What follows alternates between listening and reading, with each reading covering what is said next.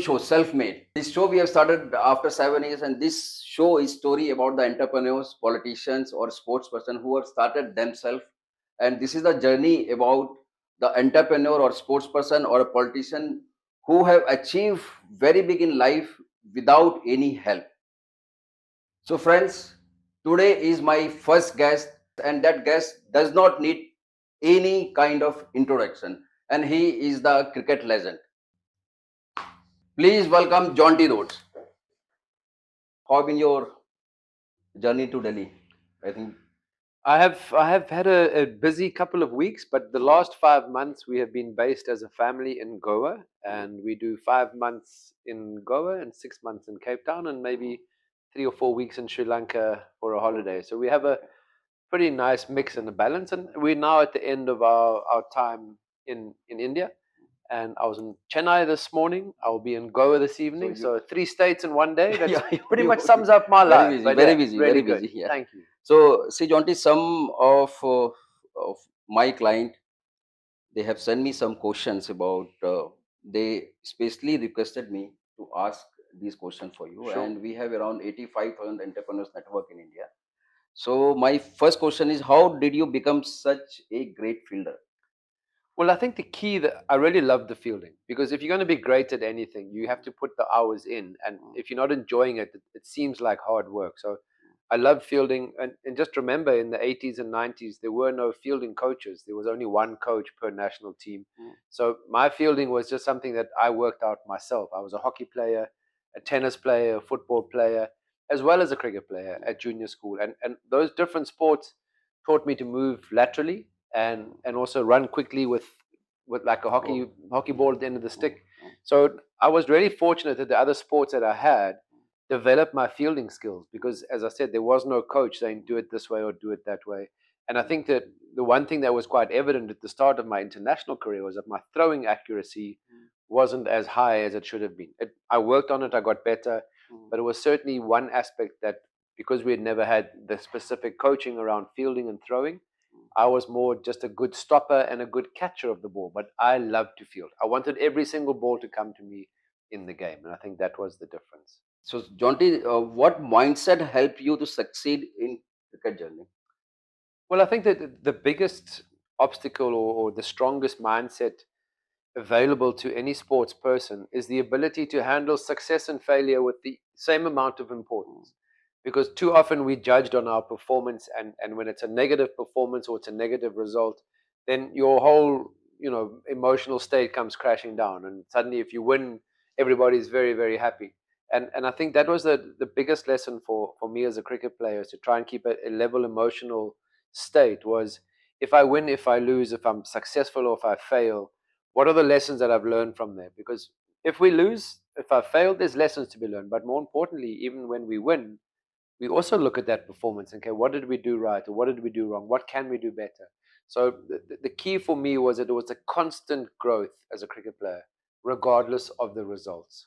So, I'm sure you must be having so many technology to see yourself in the TV, and you can easily make out, like what kind of failure you are doing in the field. It's interesting how it's changed, because technology only really came into the game at in the Very late, mid yeah, '90s. mid 90s, yes.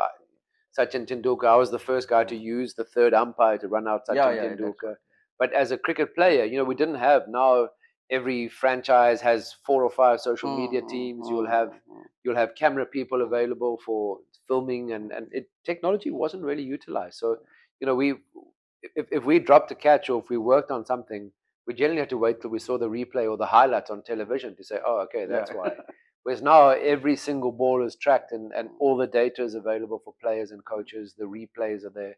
So it's, as a fielding coach, it's great for me, because some people will say, no, Jonty, I'm doing this. And you can actually show their body position, their weight's a bit back, or, Okay. and it's, So, like, very minutely. so visual learning is a much quicker way to absorb than telling people this is what you're doing wrong. If they can see it, they can fix it. So, like, I'm very surprised that, like, you are so fit. So, how you handle your injuries and setbacks? Like, I was really fortunate. Injury wise, I broke the same finger twice. oh, yeah. early on in my career. And then the last ball that I fielded for South Africa, I actually dropped the catch in the World Cup in 2003, broke my hand. So, I was really fortunate. Occasionally I'd pulled a hamstring, so no severe setbacks. But I was dropped for 2 years from playing Test cricket because I had to change my technique. And the setback was more a case of, okay, so I have to get better. And what was important was I didn't blame anybody else. The selectors didn't like me, or no one. It was a case of, I understand that my scoring is not high enough, consistently enough, and there's a problem, and I need to fix it. The coach had identified it, and because cricket's a game of habit, I had to go away from the game because you can't practice on tour, because you go into the game and your body is remembering what you've been doing incorrectly. So, the setback that I had was a 2-year being dropped from the Test team, and what helped me then was the attitude that I had. I wanted to be the best 12th man in the world. So let me serve the players who are playing while I'm practicing my own. But whatever they need, I would do. So basically, how you see coaching different from playing? And because I have seen many coaches, right, but they are not very good at playing, Sure. and I have seen very good player, but they are not very good at coaching. Sure. So, like, Yeah, I think there's absolutely there's never a guarantee that the best player in the world is going to be the greatest coach, and it's one is about good communication, and that's important, and fortunately my parents are both teachers, so I think I understand teaching, and not about instructing people. Teaching in an environment where they get to grow, they can ask questions, they can bring in different aspects, because I certainly understand that in India, especially different parts of India, people grow up in different conditions playing wise, and that develops them as a player. So to change them overnight is not going to happen. So I think a big difference for me as a cricket player, because you focused on you have to score, you have to score. We were very focused on the outcome, whereas now as a coach, we really emphasize the process. So how did you prepare? Stick with the process, because that's something that the cricket player can control. Their practice, their preparation, as opposed to just the outcome. So that's been an interesting transition, being a player who understands there is pressure to perform. Now, as a coach, trying to give them an environment that allows them to perform to the best of their ability. Jonty, everybody know like you love India. In fact, your daughter name is India. So, what influence you or like what you like about India very much? I grew up in apartheid. See out the window, there's a really big tricolor. There's a big flag of India flying here. We are in Delhi, so there'll be a few. But I've been fortunate enough to be traveling around India since the first IPL that I was involved. Or that was 2009 in South Africa. So since 2010, I learned to ride a motorbike here in India. So wherever I've gone, I've always traveled on two wheels, and Really? not flown over at 30,000 feet or My driven God. through the AC team bus. Because if you connect with people, you learn from them. And I grew up in apartheid era South Africa, and people were segregated by their race and the color of their skin. So I had no diversity in my upbringing whatsoever. Everyone looked the same, everyone talked the same as me. So at schools it was the same thing. And the great thing about India, they talk about diversity across the states, but within the states themselves, there's diversity in dialect, in recipe, and in food that people eat, and how they prepare it. So I've just been on this path of discovery, and I've learned that the more I learn about other people, the more I learn about myself. So I'm still growing as a human, and India gives me that opportunity because I am riding through India on Yeah, two yeah, wheels. you are. So, Jonty, could you share the journey of being diagnosed with a Epilepsy. epilepsy, So I had yeah, sorry, I had a and how it's impacted sure. your. I had a really mild form of epilepsy because, some people have these grand seizures where they walk down the street and suddenly they start shaking and they fall on the ground and they really injure themselves. Mine was more a case of, if I got hit on the head, I would lose consciousness. So playing cricket, I was the first kid in South Africa to wear a helmet. They didn't even have helmets in those days in South Africa. They had to fly one in from England. And my parents, because they were school teachers, they understood. So I played football until I was 13 or 14, and then I didn't grow big enough, and I kept getting head bumped with the defender, contesting the high ball. So my parents then eventually said, "Okay, Jonty, too many situations where you're getting concussed. Stick to cricket and stick to hockey." So what I was really fortunate in that my parents, as school teachers, realized that if children are seen to be different, they're often teased by their peers and their classmates. So my mother and my father, and we see it nowadays. There's a lot of parents who they call this helicopter hovering parenting, where you don't let your children do things because it's too dangerous. No, don't do this. Be careful. Don't fall. Don't try this. Yeah. And my parents just said, as long as you don't put your head where it's not supposed to be, go and play. If you're going to climb the tree, just remember you can't afford to hit your head. If you're going to play there with these kids, remember your head. So I'm really fortunate that understanding that these are my limitations, but there's so many other things that I could do, and my parents encouraged me to participate in all those other activities. And when I met you first time, I thought you were 35. Okay, so I just wanted to know. Thank you. Yeah, no, not really. It's 55. But when I Google you about you, so right now you are 55. So Yes. how you maintain like this kind of health? I think your fitness. Yeah, I think obviously there's often a misconception about fitness, because people think fitness is biceps and six pack and okay, then you're fit. And my wife's a yoga teacher, and that's really important because wellness for her, everything is connected. So it's not just, and she's also an architect, so she understands that you can't just have a solid roof, but the walls are shaking and the foundation is going to crumble. So everything that we do is a step towards a healthier lifestyle, and that includes our children too. So they can eat anything in the house. There's no cookies. We try and keep, there's no sugar. We use honey or jaggery. There's not much bread that we have. And I think that the important thing, there's three things that we focus on as a family. One is sleep. So we don't have television. We don't have cell phones after a certain time in the evening. The other one is food and what we eat. And the third thing is movement. So it doesn't have to be in the gym. I don't go to the gym, but we're in the ocean, or we walk, we trek. We have mountains behind us in South Africa. We have oceans in Uganda, in Goa, and oceans in Cape Town. So we're an active outdoor family. Okay. So you do all kind of this outdoor Yeah. So activities. I think the key there is that you do something that's fun. If it's another gym or I have to run on the treadmill, I haven't run since I've retired. So I'm not somebody who enjoys running or enjoys gym. I don't spend time in that. I spend time outside playing with my kids. We have a trampoline, and that's exercise in itself. So, if you're playing with your children, they have endless energy, and you have to keep up with them. That keeps me fit. Jonty, what advice do you want to give to the new generation in India if they want to pursue their career in cricket?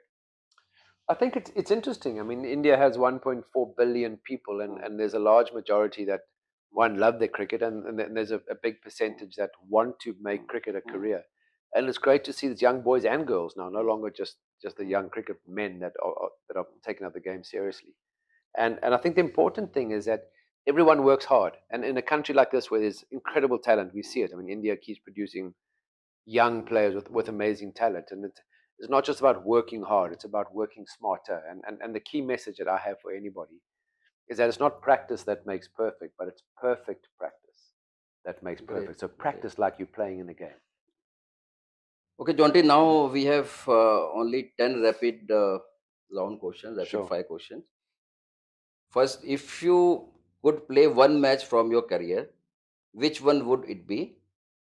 1992 World Cup versus Pakistan, 99 World Cup semi-final versus Australia, any match against India in the 1990s. If you want, if you wish, you can add fourth point also.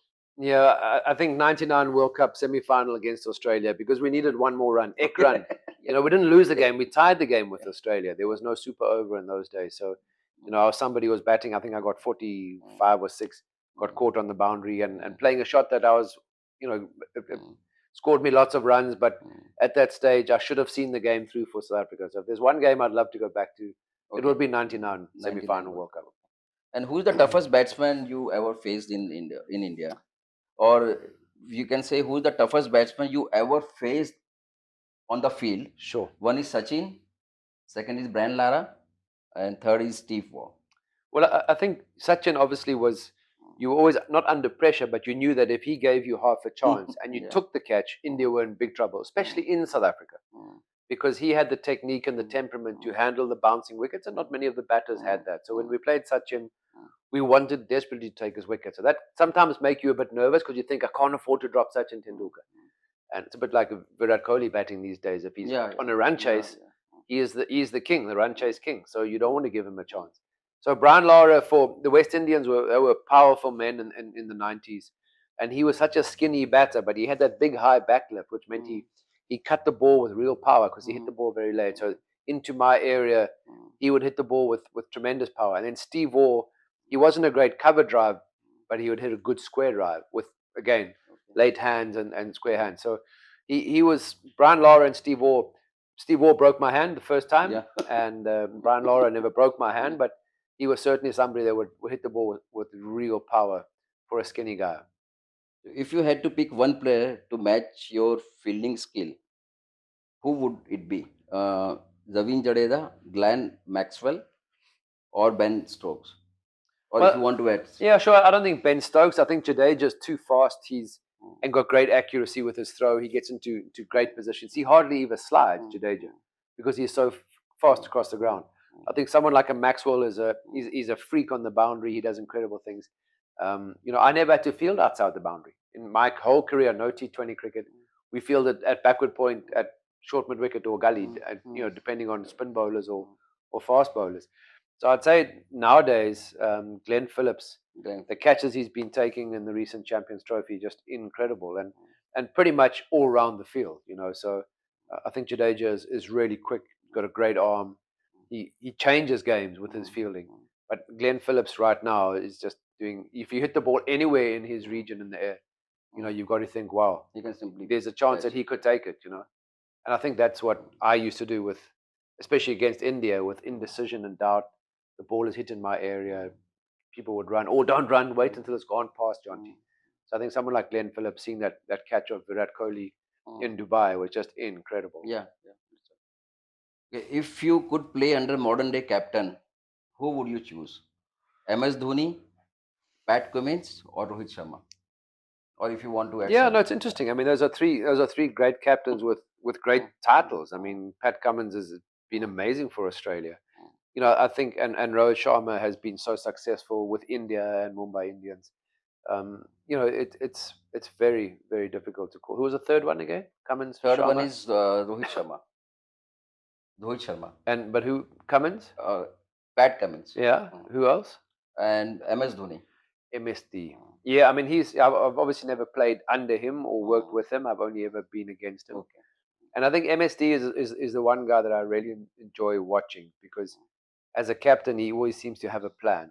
Some captains will react to something. He's a very good He's captain. proactive, and I think that's important in business and in sport these days. You got to be one step ahead almost, and also you can't afford to panic, and you never see him panic. And that's been the amazing thing about his career. I mean, this is now 18 years of IPL, so I've been watching him for 18 years, and I've never seen him panic as a captain on the field, whether he's batting or if he's behind the stumps and marshalling his troops. So he's the one captain that will stick to the plan as long as possible before he changes anything.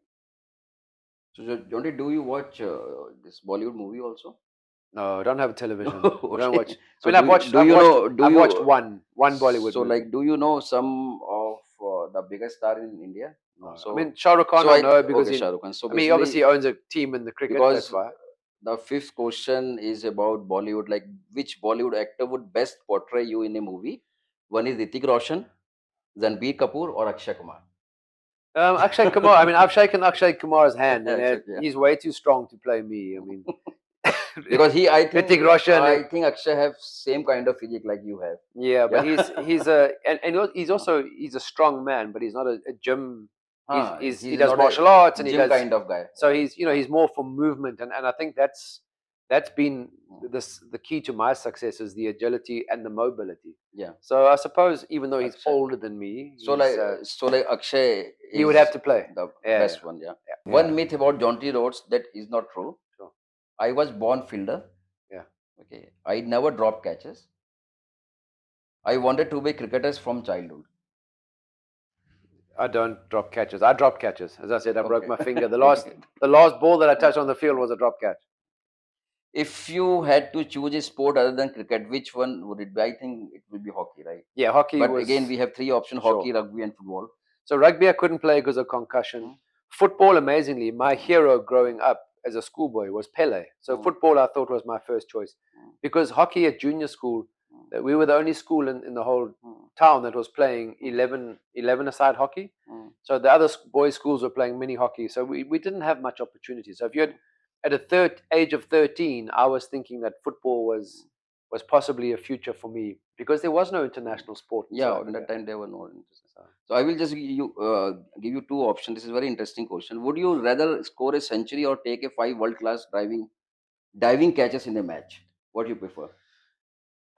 scoring a century. I mean, Score a I didn't century. catch. I've only caught 5 Mm, catches in a match once before, and mm, 3 of them were diving. But it's as a fielder, you can catch one and you can impress and do your job. As a batter, when you score 100, you really have excelled and succeeded. So I would prefer to score 100 runs than take 5 wickets, 5 catches. If you could swap life with any athlete for a day, Yeah. who would it be? Usain Bolt, Roger Federer, and Leon Messi. That's a great question. I think Roger Federer, just Roger because Federer, yeah. he lives in Switzerland, he Mm, has a South African connection, and maybe I love to snowboard as well. So someone like Usain Bolt, he's an athlete and a mm. football player. He's not going to be and Messi. I don't think he looks like he does anything but play football. Yeah. So Roger Federer, Okay. he's based in Switzerland. He has South African blood, Mm, and it might mean that he mm. might have Yeah. a day off and he can go So you, snowboarding like that. I like to do. okay. So this is last question. What harder to teach, batting, bowling, or fielding? I think What do you think? Like, I think the hardest thing is to teach fielding because everyone grows up batting and bowling. In India, either batting or bowling, not batting and bowling, but fielding is a dimension that's come into the game, and there's still techniques that need to be learned. And I see obviously at IPL level the players are 20, 21, 22, or 30, 31, 32. So they've had 10, 11 years of coaching. Changing habits is very difficult. So when you're batting, it's a slight adjustment. When you're fielding, it's quite a big change for a lot of the players. So I think to coach fielding, not because it's my job and my role. I think coaching fielding is something that people don't do a great deal of in India. So I mean, and even the coaching, so people so will like fielding feel. is the So I would say difficult. fielding is difficult because it's Yeah, as compared to introducing yeah. it's introducing Mm, mm, new skills and new techniques and new thoughts to the players. And it's quite physical. So you're not going to change a bowler's technique much mm, because it's going to injure him. mm. So fielding wise, we change small things. Otherwise, with repetitive motion, players get injured. Their elbows and their shoulders start to hurt if we change their technique. So I think for me, it's been something that I've been passionate about. So I don't mind how difficult it is, Mm, but but getting it's like players difficult to teach. because you'll see players when they go Mm, back to their Ranji team or their mm, state team after 10 weeks of IPL where they've changed and they've got better. Then you see them 10 months later at the next IPL and they've gone back exactly where they were 10 months ago because there's not the same intensity, especially around fielding. Batting and bowling, yeah. very different. Fielding, not as much focus on their fielding in state cricket. Okay. Thanks, Jonty. My Thanks for your pleasure. time.